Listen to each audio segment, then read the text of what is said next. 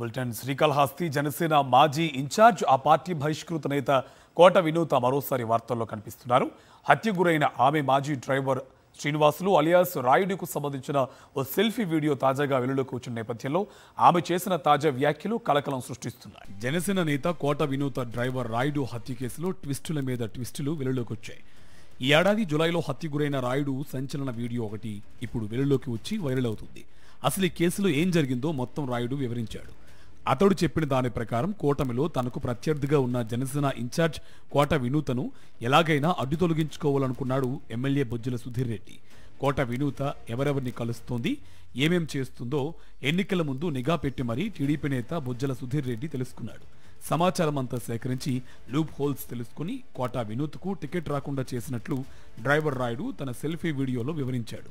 జనసేన నాయకుల వివరాలు సైతం తాను టీడీపీ నేత బొజ్జల సుధీర్ రెడ్డి మనుషులకు చెప్పినట్లు సెల్ఫీ వీడియోలో డ్రైవర్ రాయుడు వివరించాడు. కోట వినూత డ్రైవర్ రాయుడి తాజా వీడియో తీవ్ర చర్చనీయాంశంగా మారింది.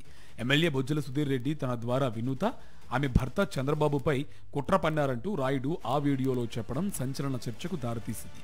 ఈ క్రమంలో వినూత కోట తాజాగా ఓ సెల్ఫీ వీడియో రిలీజ్ చేసి ఈ కేసులో మరో ట్విస్ట్ ఇచ్చారు.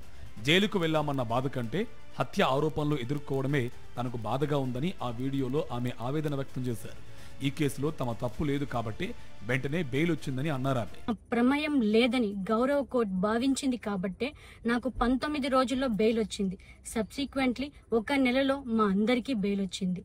మేము ఫారెన్ లో లక్షల జీతాలు వదులుకొని రాజకీయాల్లోకి వచ్చింది ప్రజలకు సేవ చేయడానికి కానీ మనుషుల ప్రాణాలను తీయడానికైతే కాదు.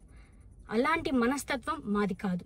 డ్రైవర్ రాయుడి సెల్ఫీ వీడియో అనంతరం దానికి స్పందనగా నిందితురాలు కోట వినూత వీడియో విడుదల చేయడం ఏపీ రాజకీయాల్లో తీవ్ర చర్చనీయాంశంగా మారింది.